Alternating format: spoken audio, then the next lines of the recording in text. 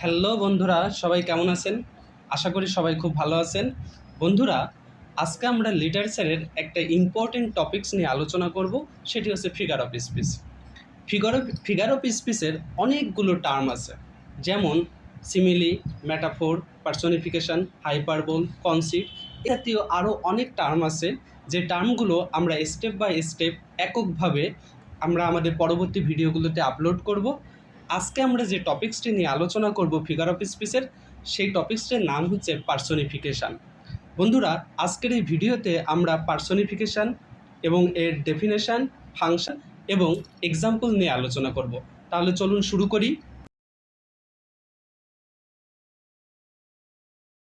বন্ধুরা, পার্সনিফিকেশান হচ্ছে কোনো লাইফলেস অবজেক্টকে লাইফ দেওয়া, অর্থাৎ যে সকল বস্তু বা পদার্থের জীবন নেই, সেই সকল বস্তু বা পদার্থকে যদি আমরা এমনভাবে উপস্থাপন করি যেন মনে হয় ওই সকল বস্তু বা পদার্থের হিউম্যান কোয়ালিটি পেয়েছে, বা মনে হয় যে হিউম্যান কোয়ালিটি ওর ভিতরে দেওয়া হয়েছে, তাহলে ওই সেন্টেন্সটিকে বলা হবে পার্সনিফিকেশান।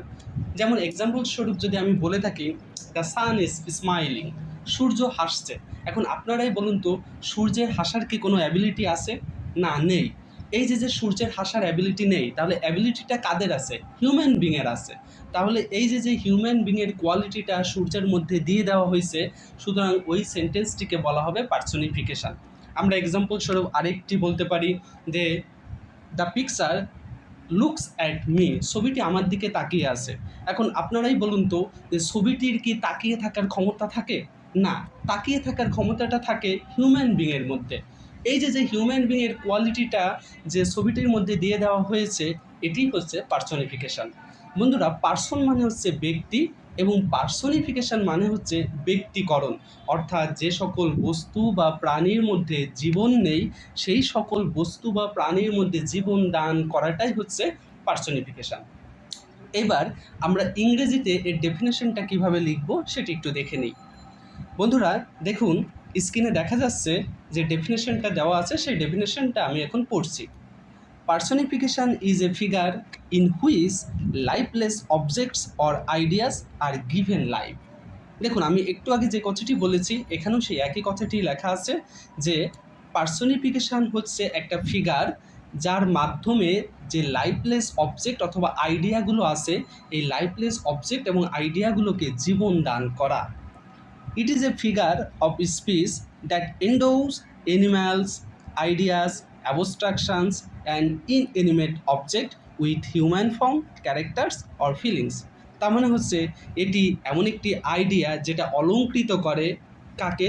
এনিম্যাল, আইডিয়া, অ্যাবস্ট্রাকশন এবং ইনএনিমেট, এই জাতীয়, অর্থাৎ যাদের জীবন নেই, এই জাতীয় সকল পদার্থ বা বস্তুকে কাদের সাথে অ্যাটাচ করে? সেটা হচ্ছে হিউম্যান ফর্ম, মানে হিউম্যান বিংয়ের সাথে হতে পারে, কোনো ক্যারেক্টার, যে ক্যারেক্টারের জীবন আছে সেই ক্যারেক্টারের সাথে আমরা অ্যাটাচ করতে পারি, অথবা কোনো ফিলিংস, সেই ফিলিংসটা কী হবে? হিউম্যান বিংয়ের যে ফিলিংস সেটি হবে। ইট ট্রিটস অ্যাবস্ট্রাকশনস অ্যান্ড ইনঅ্যানিমেট অবজেক্ট, এটা বস্তুগত পদার্থ বা বস্তুকে এমনভাবে প্রেজেন্ট করে অ্যাজ ইফ, যেন দে ওয়্যার হিউম্যান বিং, তারা মানুষের মতো আচরণ করে বা তারা মানুষের মতো অ্যাবিলিটি অর্জন করে। In this figure, the personified idea or object is mostly written with a capital letter. তার মানে এখানে বলেছে যে যে পার্সনিফাইড যে লাইনটা হবে বা যে লাইনে পার্সনিফিকেশন থাকবে, সেই লাইনটি অবশ্যই ক্যাপিটাল লেটারের হতে হবে। বন্ধুরা, তাহলে পার্সনিফিকেশন কী সেটি বোঝা গেল। এবার চলুন আমরা এর ফাংশন সম্পর্কে জেনে নিই। দেখুন, ফাংশনের প্রথম যেটি আছে সেটি হচ্ছে personification serves the purpose of giving deeper meanings to literary text, অর্থাৎ কোনো লাইনে যদি পার্সনিফিকেশন ব্যবহার করা হয়, এটি ওই লিটারেচার বা ওই কবিতা বা গল্প যেটাই হোক না কেন, সেই গল্পের একটা ডিপার মিনিং দিবে, সেই লাইনটাতে একটা ডিপার মিনিং দিবে। 2 নম্বরে বলেছে ইট অ্যাডস ভিভিডনেস অফ এক্সপ্রেশন, অর্থাৎ রাইটার তার কবিতা বা গল্প লেখার সময় যে লাইনে পার্সনিফিকেশনটি ব্যবহার করবে, ওই লাইনে তিনি যে এক্সপ্রেশনটা দিবে, অর্থাৎ ওই লাইনটার মাধ্যমে তিনি যেটি বোঝাতে চাচ্ছে, তার একটা স্বচ্ছতা আমরা বুঝতে পারবো এই পার্সনিফিকেশন ব্যবহারের মাধ্যমে। দেখুন, 3 নম্বরে বলেছে as personification brings inanimate things to life. যেহেতু পার্সনিফিকেশান মানেই কোনো অবস্তুগত বিষয়কে বা বস্তুগত পদার্থ বা বস্তুকে জীবন দান করা, their nature and action are understood in a better way. সুতরাং ওই সকল বস্তু বা পদার্থ আসলে কি উপস্থাপন করতে চাচ্ছে সেটি আরও সঠিকভাবে আমরা বুঝতে পারি। এবং দেখুন সর্বশেষ ফাংশন 4 নম্বরে বলেছে যে its use encourage us to develop a perspective that is new as well as creative. অর্থাৎ এটার ব্যবহার যদি কোনো সাহিত্যে, কবিতা হোক, গল্প হোক, উপন্যাস হোক, যেখানেই এর ব্যবহারটা করা হবে সেই জায়গাটা আমাদের সামনে আরও বেশি দৃশ্যায়ন হবে, আমাদের সামনে আরও বেশি ভালোভাবে উপস্থাপন হবে এবং আরও এটি ক্রিয়েটিভ হবে। সুতরাং বন্ধুরা, পার্সনিফিকেশান বলতে আমরা যে বিষয়টি বুঝলাম সেটি হচ্ছে পার্সনিফিকেশান হচ্ছে কোনো ইনঅ্যানিমেট অবজেক্টকে হিউম্যান বিংয়ের কোয়ালিটি দেওয়া, যেটা আমরা এই ফাংশন এবং ডেফিনেশন থেকে বুঝতে পারলাম। বন্ধুরা, এবার আসুন আমরা আরও কিছু এক্সাম্পলের মাধ্যমে কিভাবে পার্সনিফিকেশান আইডেন্টিফাই করতে হয় এবং ওই পার্সনিফিকেশানকে কিভাবে ব্যাখ্যা করে লিখতে হয় সেই বিষয়গুলো আরও ভালোভাবে জেনে নিই। বন্ধুরা, ব্যাখ্যা করে কিভাবে লিখতে হয় এটা আমাদের জন্য জানা খুবই জরুরি, কারণ আমরা যখন ফিগার অফ স্পিচ আইডেন্টিফাই করব তখন কবিতার যে লাইনে পার্সনিফিকেশানটি থাকবে সেই পার্সনিফিকেশানকে আইডেন্টিফাই করার পরে আমরা কিভাবে ব্যাখ্যা করে লিখব সেটা যদি আমরা এই এক্সাম্পলগুলো ভালোভাবে বুঝতে পারি এবং এর ব্যাখ্যাটা ভালোভাবে বুঝতে পারি, তাহলেই আমরা সহজে কবিতা থেকে ফিগার অফ স্পিচের মধ্য থেকে যে পার্সনিফিকেশনগুলো থাকবে সেইগুলো আমরা আরও ভালোভাবে ব্যাখ্যা করে লিখতে পারবো। তাহলে দেখুন স্ক্রিনে প্রথম যে এক্সাম্পলটা দেখা যাচ্ছে সেটি হচ্ছে necessity is the mother of invention. অর্থাৎ বলা হয়েছে প্রয়োজনই হচ্ছে উদ্ভাবনের জনক। তাহলে এখন আমরা এখানে দেখতে পাচ্ছি যে নেসেসিটিকে বলা হচ্ছে প্রয়োজনের জনক। অর্থাৎ যদি আপনার কোনো প্রয়োজন থাকে বা আপনার জীবনে যদি কোনো প্রয়োজন থাকে তাহলে এই প্রয়োজনই আপনাকে নতুন কিছু উদ্ভাবন করতে সাহায্য করবে। কিন্তু দেখুন এই যে নেসেসিটি আছে, এই নেসেসিটি হচ্ছে একটা অ্যাবস্ট্রাক্ট আইডিয়া, অর্থাৎ নেসেসিটির কোনো জীবন নেই। কিন্তু আমি একে কী বলতেছি? আমি একে বলতেছি মাদার অফ ইনভেনশন। তার মানে কোনো কিছু উদ্ভাবনের মা বা জনক হিসেবে আমি তাকে উপস্থাপন করতেছি। তাহলে এই যে আমাদের যে অ্যাবস্ট্রাক্ট আইডিয়াটি আছে, এই অ্যাবস্ট্রাক্ট আইডিয়াকে আমরা একটা হিউম্যান কোয়ালিটি দিচ্ছি। সুতরাং এই যে সেন্টেন্সটি আছে এই সেন্টেন্সটি হচ্ছে পার্সনিফিকেশনের উদাহরণ। তাহলে চলুন আমরা কিভাবে পার্সনিফিকেশান আইডেন্টিফাই করব বা ব্যাখ্যা করব সে বিষয়টা একটু পড়ি। এখানে দেখুন ব্যাখ্যাতে লেখা হয়েছে this is an instance of personification. অর্থাৎ এটি হচ্ছে পার্সনিফিকেশানের একটি উদাহরণ। Here an abstract idea necessity is endow with the personality of a living being having the power of invention. অর্থাৎ বলেছে এখানে নেসেসিটি হচ্ছে একটা অ্যাবস্ট্রাক্ট আইডিয়া, এটার কোনো হিউম্যান কোয়ালিটি নেই, কিন্তু আমরা এই নেসেসিটিকে এমনভাবে ব্যবহার করছি যেন এটাকে কী দেওয়া হচ্ছে, পার্সনিফাইড করা হয়েছে, জীবন দান করা হয়েছে অফ লিভিং বিং, কোনো একটা লিভিং বিংয়ের জীবন দান করা হয়েছে যার ভিতরে কোন পাওয়ারটা আছে, ইনভেনশান, কোনো কিছু উদ্ভাবন করার পাওয়ারটা আছে। তার মানে কোনো কিছু উদ্ভাবন করার পাওয়ারটা কাদের থাকে, হিউম্যান বিংয়ের থাকে। সেই হিউম্যান বিংয়ের কোয়ালিটিটাই আমরা এখানে নেসেসিটির উপর আরোপ করেছি। সুতরাং এটি একটি পার্সনিফিকেশন। এরপরে দেখুন পার্সনিফিকেশনের ফাংশন থেকে আমরা যে বিষয়গুলো শিখেছি সেখানের একটি ফাংশন এখানে উল্লেখ করা হয়েছে যে personification here serves the purpose of understanding the nature of necessity in a better way.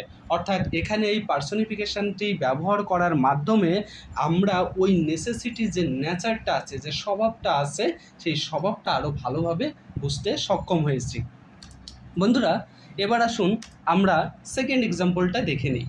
Second এক্সাম্পলে বলা হয়েছে and joy whose hand is ever at his lips bidding adieu.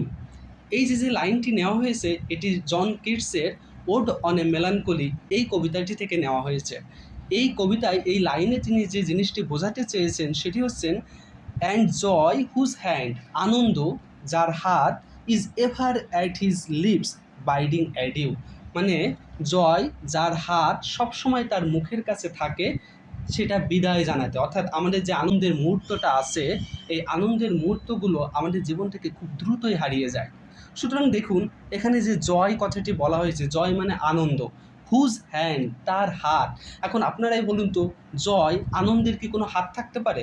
না, আনন্দের কোনো হাত থাকে না, হাত থাকে হিউম্যান বিংয়ের।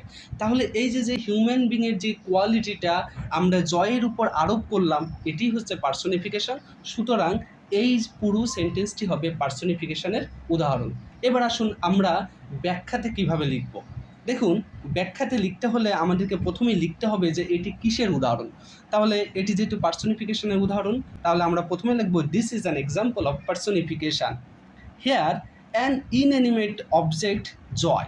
তার মানে জয়টা হচ্ছে একটা ইনঅ্যানিমেট অবজেক্ট অথবা ফিলিংস। সুতরাং এর ভেতরে কোনো জীবন নেই, কিন্তু আমি কি করতেছি, এন্ডো এটাকে অলঙ্কৃত করছি with the personality of a living being. কোনো একজন লিভিং বিংয়ের যে কোয়ালিটি আছে সেই কোয়ালিটিটা আমরা জয়ের উপরে পার্সোনিফাইড করছি, অর্থাৎ জয় একটি বস্তু, এই বস্তুকে আমরা, জয় একটি আইডিয়া, এই আইডিয়াকে আমরা হিউম্যান বিংয়ের পার্সোনিফাইড করছি, অর্থাৎ ব্যক্তিকরণ করছি। Bidding someone adieu keeping his hand at his lips. অর্থাৎ এই যে জয়, সে তার হাতটা সবসময় তার মুখে রাখছে এবং সবসময় আমাদেরকে বিদায় জানানোর জন্য প্রস্তুত হয়ে থাকছে। This personification helps us to understand the nature of joy. এই পার্সোনিফিকেশনটা এখানে ব্যবহার করার মাধ্যমে আমরা বুঝতে পারছি যে জয় আসলে প্রকৃতপক্ষে কী করতে চাচ্ছে। সুতরাং বন্ধুরা, এই যে এক্সাম্পলটি আছে, এই এক্সাম্পলের মাধ্যমে আমরা পার্সোনিফিকেশান কীভাবে আইডেন্টিফাই করতে হয় সেই বিষয়টা সম্পর্কে বুঝতে পারলাম।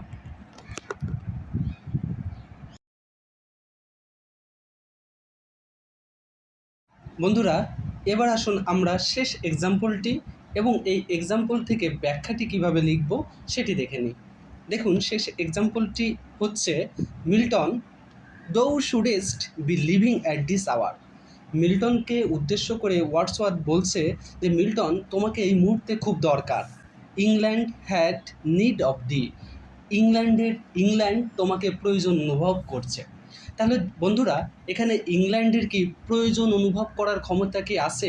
কারণ ইংল্যান্ড একটি ইনঅ্যানিমেট অবজেক্ট, একটি দেশের নাম। একটি দেশ কখনো কোনো কিছু ফিল করতে পারে না, ফিল করতে পারে হচ্ছে ওই দেশের মানুষরা।